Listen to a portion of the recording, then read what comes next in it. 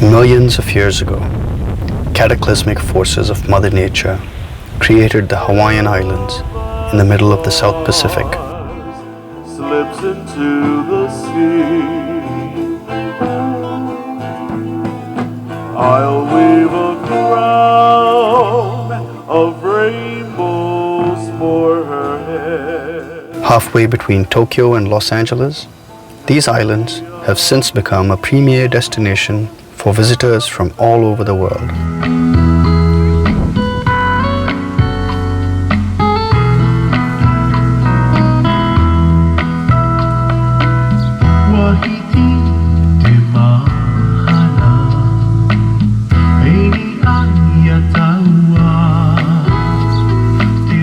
Alongside this is a powerful presence of spirit energy called mana by the Hawaiians and Brahman by the Hindu ancients.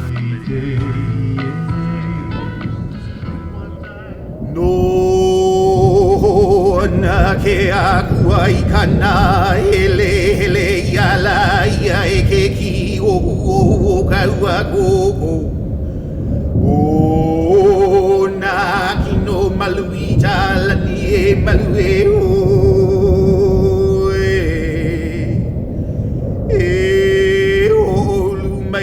Na o lakai kona mau ka no mako o mako no waike.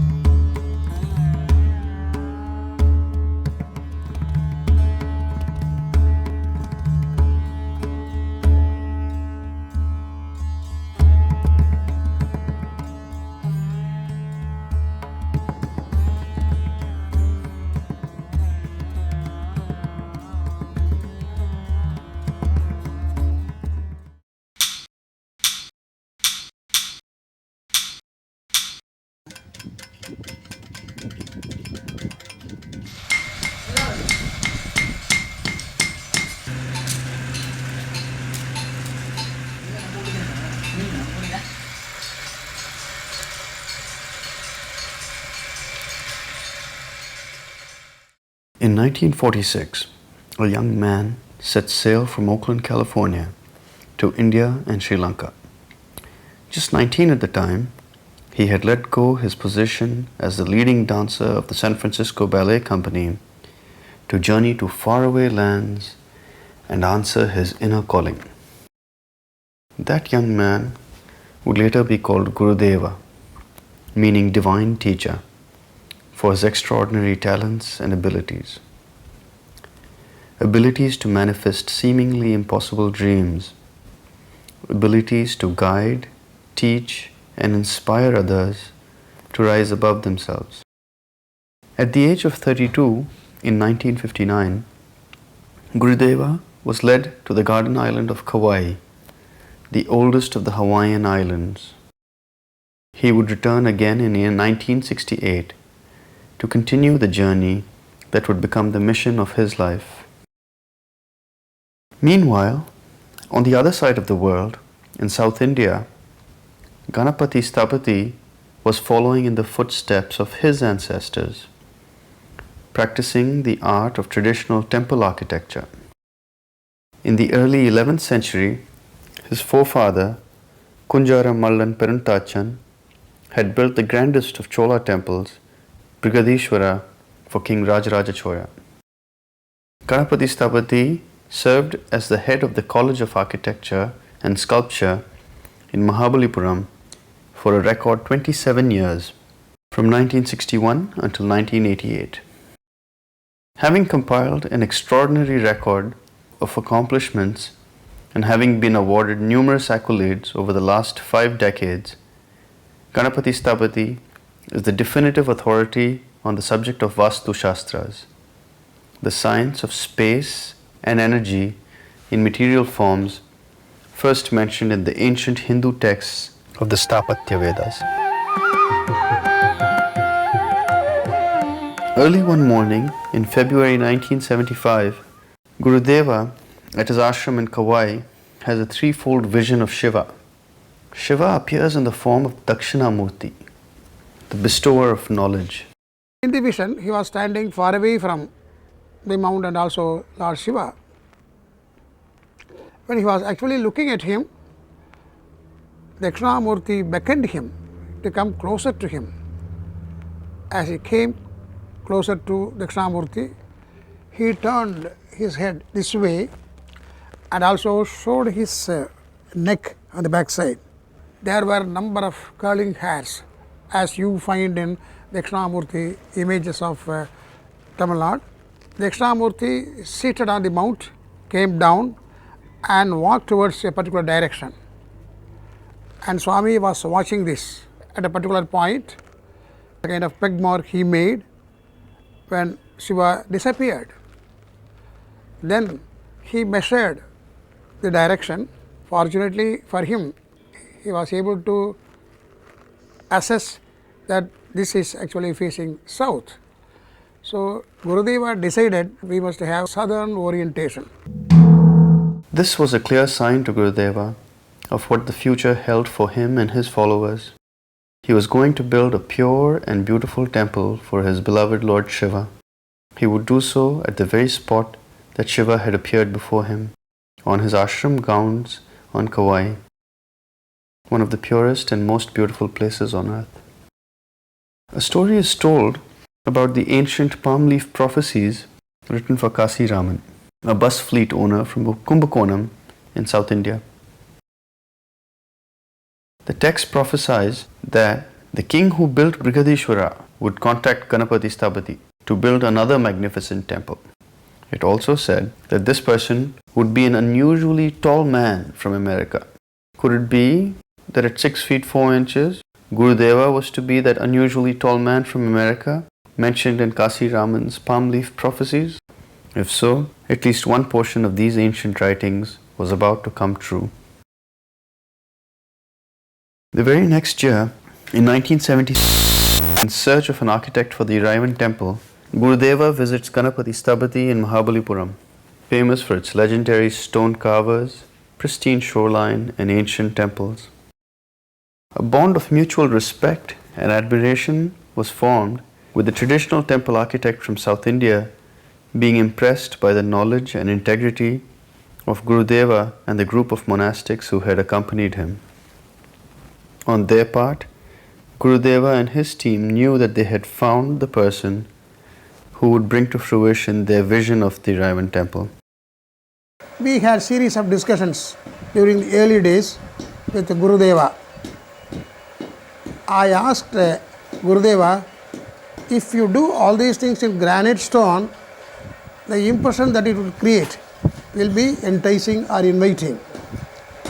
If you produce all these things in white stone, then during only sunset or before sunset, all these things will be very beautifully visible. From the very first meeting, Gurudeva would insist that the entire temple be made of granite and that every inch of the Iraivan temple should be handmade. Even the polishing of the stones should be done by hand, he said. No machines were to be used. He made it very clear that human energy, Atma, should be spent in making of this temple. Gurudeva also wanted the design of Iraivan to emphasize his philosophy of one God for one world. By 1979, detailed architectural plans for the San Marga Iraivan temple are ready. Just as the groves of exotic and sacred, medicinal and fragrant plants of the Kauai Adinam were starting to show signs of life, even the Rudraksha seeds planted in the forest were beginning to germinate. The philosophy of the whole monastery is to have beauty and sacredness surrounding us everywhere. Besides banks of the sacred Wailua River, under the spell cast by the powerful Mount Waialeale, one is moved by the presence of nature and divinity in its raw, pure form. Liu, liu, alei kau kau kahola lele. Mauka makai o te paparai e komo aku hoi au mā loko. Ina ka pu'unui o aho nei lai, he anue, he koe wale no. Ai. So the chant in essence says, it is cold and stormy out here. I have been a long time at Kaholalele and Kapapala. Please let me in. I am chilled to the bone.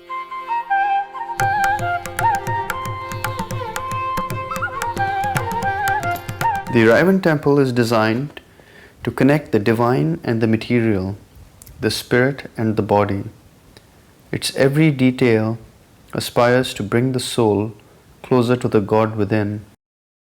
The whole temple complex, every part of it is made up of only stone. But Dvajastambha will be only in wood, which rises as high as the main Vimanam on the backside. In human form, from head to foot, there is an axis of consciousness. That consciousness is actually denoted by the word light. And that particular linear form or that axis, luminous axis, is called Brahma Sutram. Sutra is actually thread, Brahma is light, Kaya Madhya Sutra. Kaya means body. In the center, it passes through.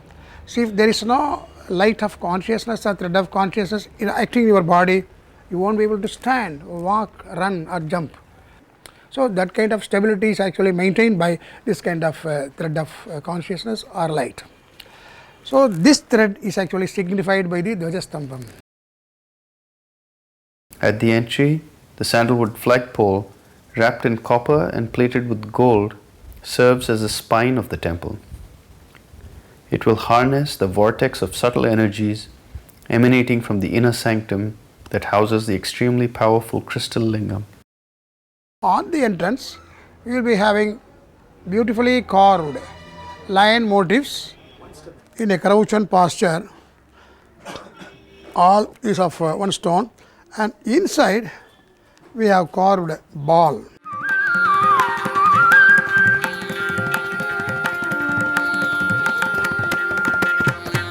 On the pillars you will see beautiful carvings of sculptures representing the culture of Hawaii. You will see flower designs collected from Hawaii flower gardens, and they are represented sculpturally on the surface. Added to that, sculptural representations are Shiva's manifold forms are carved on the pillar base. He wanted the art to be empowered by the teachings and to convey the teachings to the future, which are now on the pillars carved in the stone. You'll be able to look at each pillar and learn the essence of Saiva Siddhanta. And it includes things like the Vedas and the saints of our faith. It includes concepts like karma and reincarnation, the states of mind, the various yogas, and samskaras that Hindu families practice and follow. So just to get that one simple design onto the pillar in Bangalore requires 5 or 6 steps back and forth between the United States and India.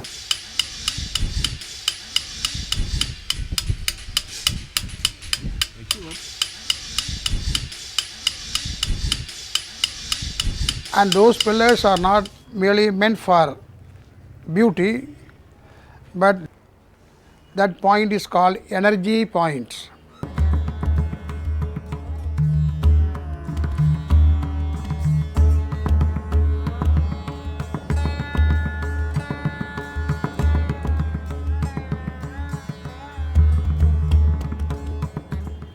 On the top of the pillar, you have got corbel and also beam and also roof slab, all these things.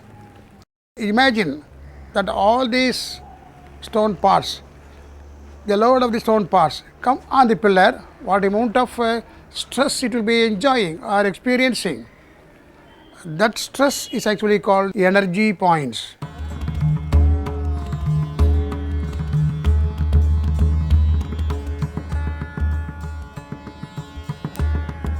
As you approach the inner sanctum, you come upon 4 main pillars that form the Mahamandapam or main hall.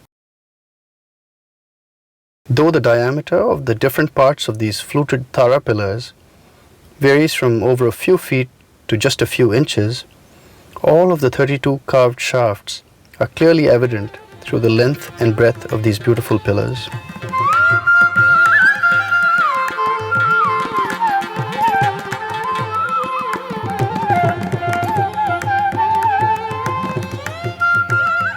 The carved studs in the sculpted fixture allow it to be attached to the grooved receptacle built into the pillar overhang. In all Hindu temples in India and abroad, you will see the same square Garbhagriha with Shivalinga inside. It will be in black granite stone. But in this particular temple, the shaft of the Shivalinga is spatika or crystal. So this is sometimes called crystal temple. That crystal Shivalinga has got a very, very unique meaning. This particular linga represents the akasa, the space, and this linga represents space is supported by the great Mayan, the legendary Mayan, who gave this kind of tradition into Indian hands very, very, very long ago, about 10,000 years before. He says, Sarva Atmiyam, that which resides in our inner being, inner space, and linga, they are nothing but space. So all the qualities of the space, all the qualities of our inner being can be found embedded in this particular spatika linga. Crystals have long held a place of prominence in many cultures due to the special qualities they possess. In 1987, an extraordinary crystal would come to Gurudeva. This massive 700-pound, perfectly shaped crystal was like no other. Almost in all temples, we will be having a very small spatika linga for worship. But in this particular temple, this spatika linga is about 3 feet size, and the thickness will be, or the width will be 1 foot. So such a huge spatikam, nowhere it exists, nowhere is found in Hindu temples or even outside for any other purpose. Just outside the inner sanctum is an area reserved for the temple priests. This is called the Archana Mandapam or front tabernacle. The area next to this is the Ardha Mandapam, so called because it is exactly half the size of the inner sanctum. Ardha means half in Sanskrit. Now there are some projections on 3 sides. They are called Bhadra Mandapa just for beauty's sake.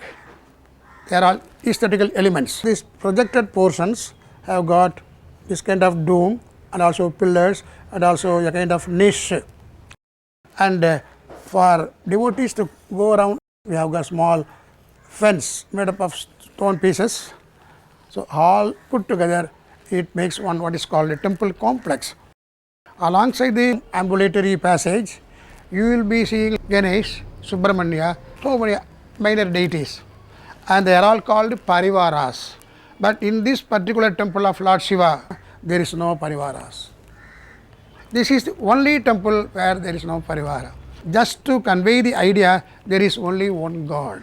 Fundamental principle of worship of one God is actually emphasized in the design.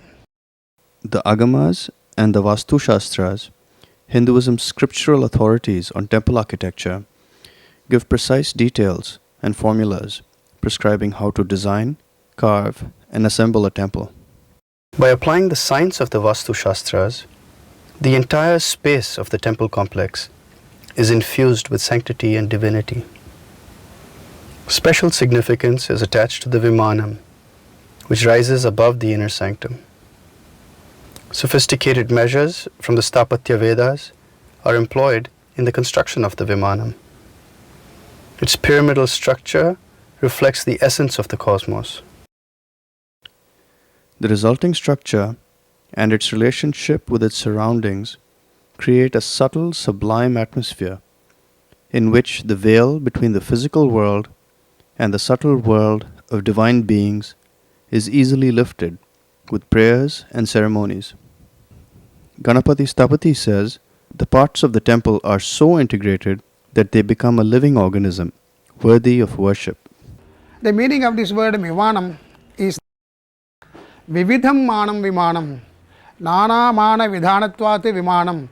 So we have employed varieties of measures, and thereby we have created this kind of unique structure. The same temple in a magnified form in Tanjavur, and that Vimanam is called Brihadiswara Vimanam. So if you look at the hollowness of the inner space of that Brihadiswara temple, you will be reminded of the pyramid. So that concept has been adopted for Sanmarga Iraivan temple. In a Shiva temple built according to the Agamas, there are 5 lingams, worshipful objects that work together as threads of inner light or consciousness between the inner and outer worlds. Ganapati Sthapati explains that these lingams embody the one primal energy manifesting into the 5 material elements: earth, water, fire, air, and akasha or ether. This Sivalinga is called Sukshma Linga, subtle Linga, and this is also in Linga form, and this is called Sthula Linga, that is gross Linga. In this particular space, you have got the Dvaja Stamba. Dvaja means flag, Stamba means pillar. Dvaja Linga, not Stamba, 3 lingas are over. Balipita, where offerings are actually put and worshipped. So this Balipita is called Bhadra Lingam. There is one more linga, is called Manusha Linga. So in a Hindu temple of Lord Shiva, there will be 5 lingas worship, Panchalinga worship it is called. The area with a highly polished stone in the shape of a carpet is called the Namaskara Mandapam. It is from this area that one pays respect to the forces of the inner sanctum. The Vaastu architect initially determines the fundamental unit of measurement using a formula called Ayadi. This formula, which has its roots in Vedic astrology, uses information from the planetary configurations present during the birth of the founder, as well as the governing star of the location of the temple. These values, combined with the governing star of the main deity of the temple, are used in the formula to arrive at the fundamental unit of measurement that will repeatedly be used in the design and construction of the temple. This measurement is the exact dimension of the inside of the sanctum, as well as the distance between the pillars of the temple. The entire space of the temple complex is defined in multiples and fractions of this base unit. All put together, this area is equal to the area of this main sanctum, and creating again squares and squares, squares, repeated squares here. That repeated spaces or that repetition is called in English rhythm, and the same rhythm is called in Sanskrit layam. It is nothing but time unit. So the whole space filled with laya. All these spaces are rhythm bound spaces. So we call it alaya. A means samantat, everywhere. Laya means that kind of rhythm. So everywhere this is rhythmic. Pillars are placed at crucial intersections of the energy grids that are repeated throughout the temple complex.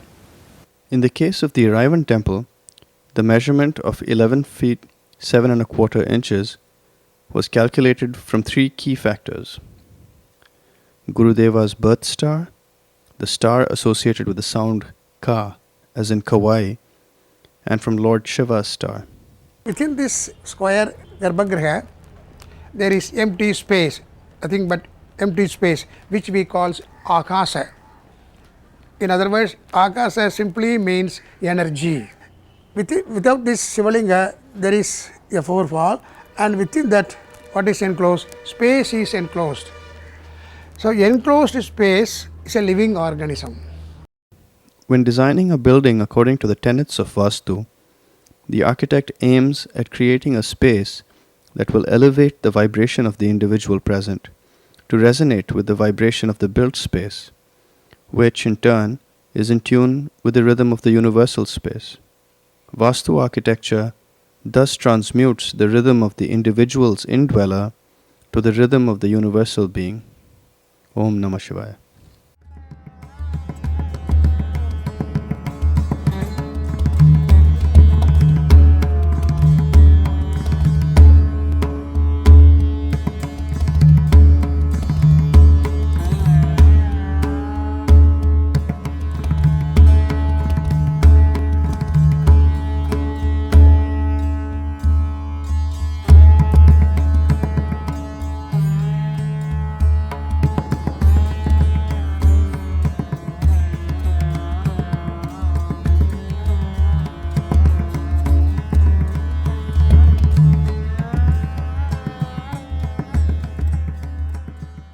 That waveform, primarily before it came into manifest form, it was a invisible space, square space, and that wave, when it comes out, it takes a kind of material form. The numerical measure of the waves coming out of this, and numerical measure of the waves coming out of the bhakta or the devotee who stands in front, if they are numerically equal, will get resonated. So if they resonate with each other, harmonize with each other, the experience is called bhakti. So this kind of scientific phenomenon, otherwise called bhakti, takes place whether you have got faith in God or not. The particles and waves of energy that emanate from the inner sanctum spread outward towards the main entrance, from where it disperses to the surrounding areas. That is why this entrance or Gopura entrance is very, very large. You have to maintain that wave patterns coming out of the temple. So on that account, we have to clean the Garbhagriha inside or the deity inside and put flowers, all these things, and also worship. That if worship continues, that energy that is actually contained in the inner side of the Garbhagriha will be maintained. There is even a saying in Tamil, Koval illada uril kudi irukka vendam, which means, do not choose your home in areas that do not have temples. Such was the emphasis given to the good vibrations emanating from a properly built traditional South Indian temple. This is the secret of Indian architecture, and that is called Vastu architecture. Vastu is energy and Vastu is matter. Energy contains matter, that energy waves carry matter along with that. Similarly, matter here, earth, that also contains energy. So Vastu and Vastu, in scientific terms, they are equal, and we say Vastu is energy, that is E, and Vastu is equal to mc squared according to Professor Einstein. So E is equal to mc squared, that is actually the formula. It is 10,000 to 15,000 years old, our concept.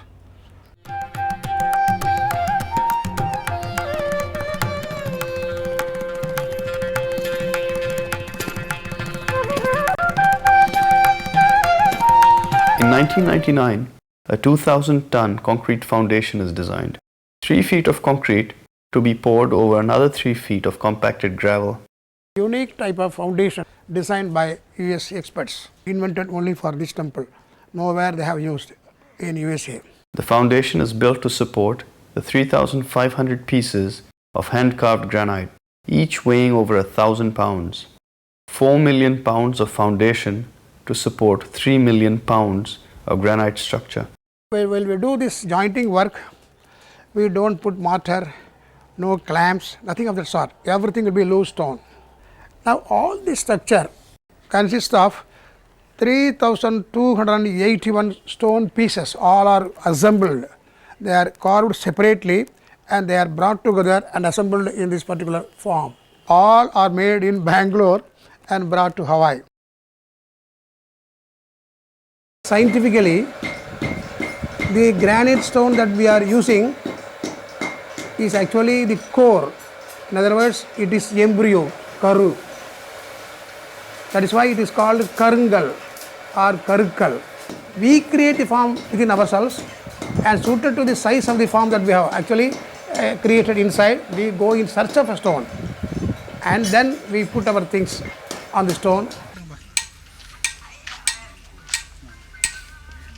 These stones are available in different colors, in different textures, in different qualities. We have got a classification. We have observed all available stone on the earth and we have classified them under three categories.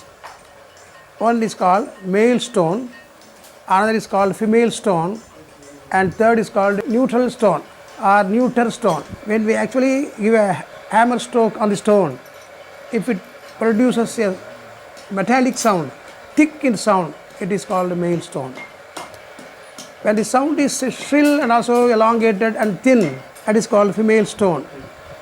And there is stone which either produces male sound or female sound, that is called a neuter. We have male and female rocks here. Kani is male, and Kani is what has been termed a god. A rock that looks like your lingam is a Kani rock.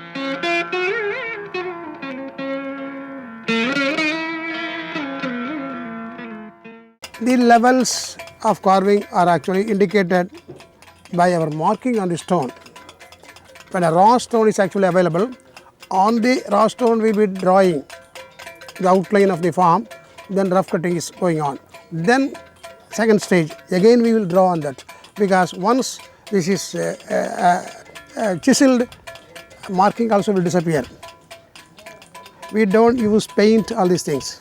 When we come to the point where our marking should be indelible, we have got what is called this kind of solution made out of red ochre. We call it in Tamil kavi. So we will put our small pointed pen. On the marking we make, we will trace. We will tracing that, and when we do this carving, because of the what is called frequency of vibration or other things, or even wind, this will not get erased.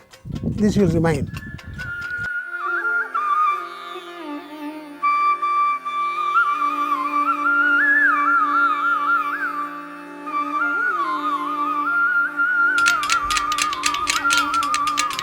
We have been using this kind of mild steel for several centuries, no doubt. The Great Pyramid in Egypt, that is about 480 feet high, the biggest monument in the whole world. There they have used the same mild steel that has been recently discovered. That too, the pattern of chisel that we are having today is found there.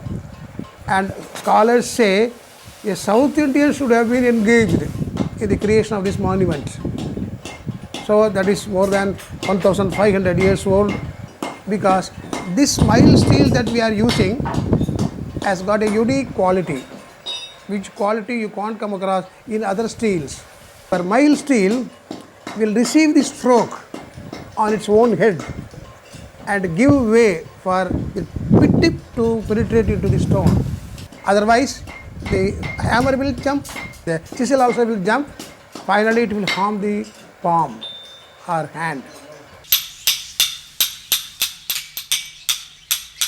We make use of different varieties of chisels. For rough cutting, this sized tool is actually used. The tip will be very broad and also very strong, because when we give hammer strokes heavily on the head, they should not break. It should be strong enough to withstand the pressure or hit exerted from the top.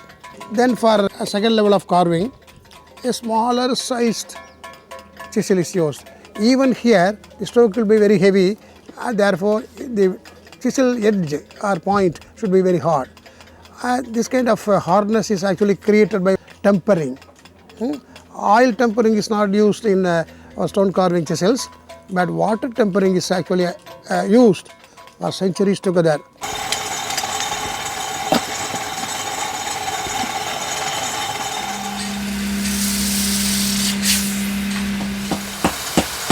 Then there is a smaller size one, of the size of the largest one. This is called tevu. So this is for smaller works or light carving. Then for smoothing the surface, we have got multi-pointed chisel. All these points are actually made here. We are not getting from the market.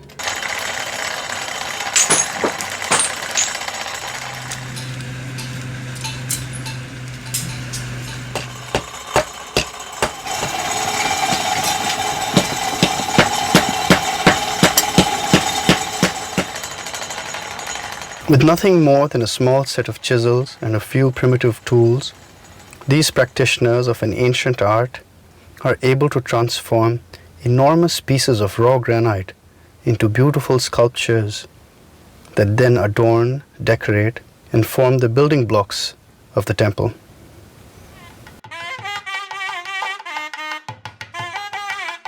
In Tamil Nadu, for Sanmarg Iraivan temple, the quantity of stone that is available is very, very limited.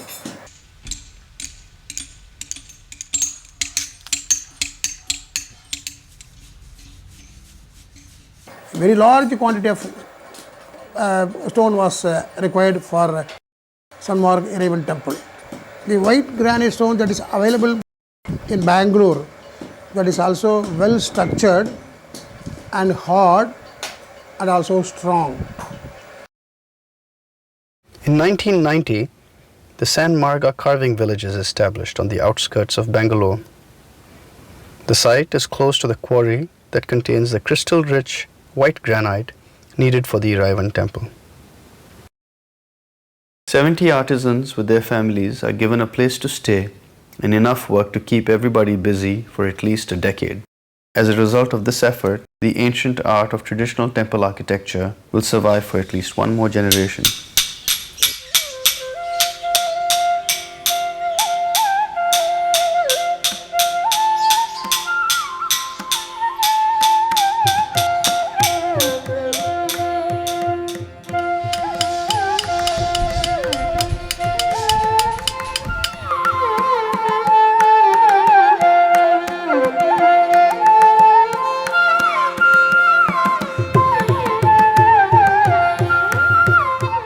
Workers at the Bangalore site prepare the crates for the finished stones that are to be shipped to the temple site in Kauai.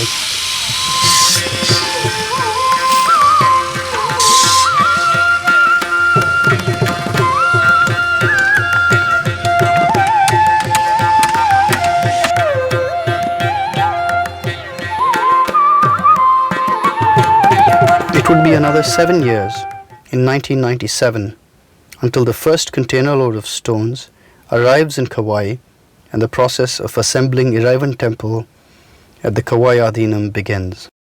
The logistics and cost to ship 100 containers, each weighing over 30,000 pounds, is staggering.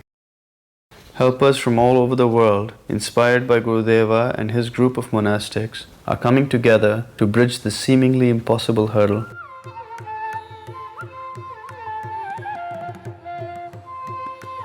Even after the containers of crated stones have finally arrived at the temple site, they must still pass the US customs and agricultural inspections.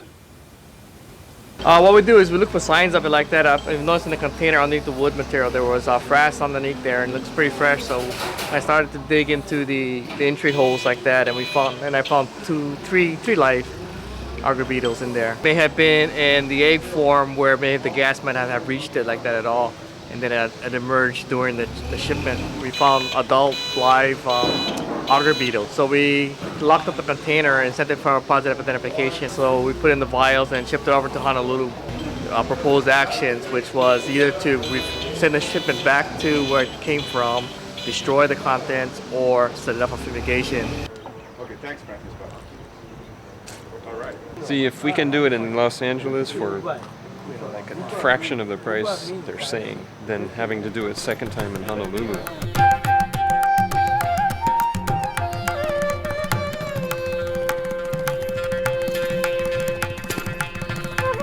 We see that even the most noble of endeavors is not without its share of dilemmas and problems.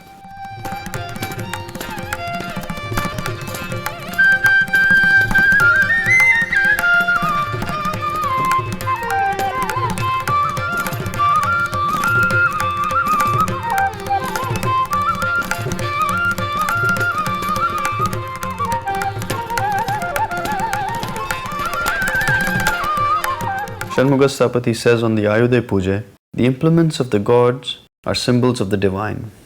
So too on this day of Ayodhya Puja, our very tools are symbols of the divine in action.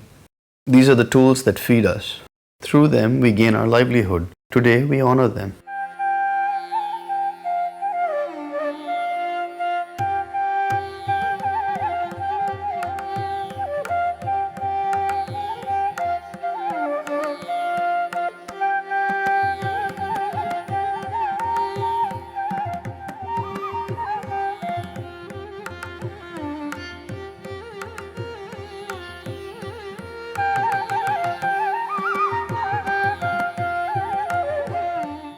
Such special ceremonies give occasion for the monks of Kauai Adinam to infuse the stones of Iraivan with their prana, their good energies.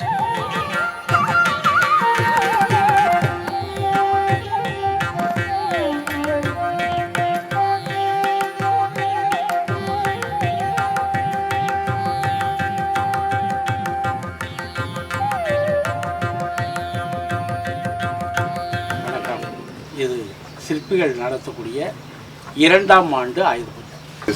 Greetings and welcome to everybody present. This is the second year of the Ayodhya Puja celebration on Iraivan temple.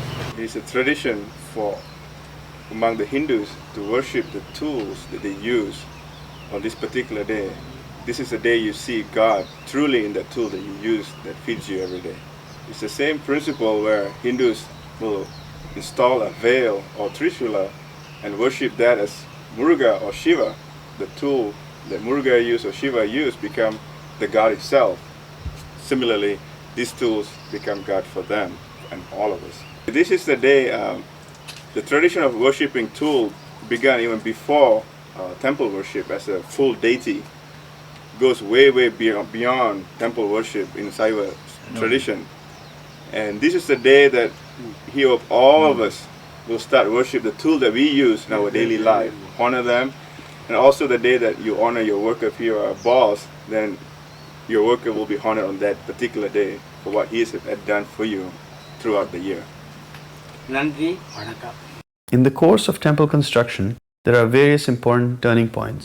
The placing of the first stone, the raising of the door frame to the main sanctum, placing of the beam across the door frame of the inner sanctum, and many others.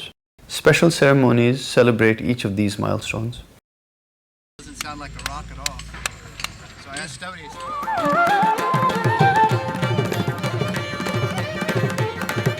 The enormous and exquisite Dakshinamurti, carved from a single piece of black granite, weighs 10 tons and requires delicate handling to get it properly positioned.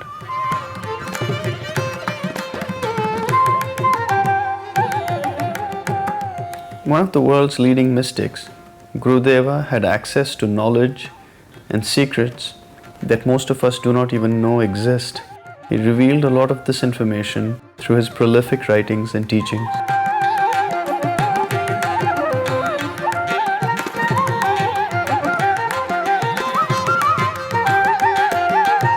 The temple would be built to last over 1,000 years for the continued benefit and enjoyment of generations to come.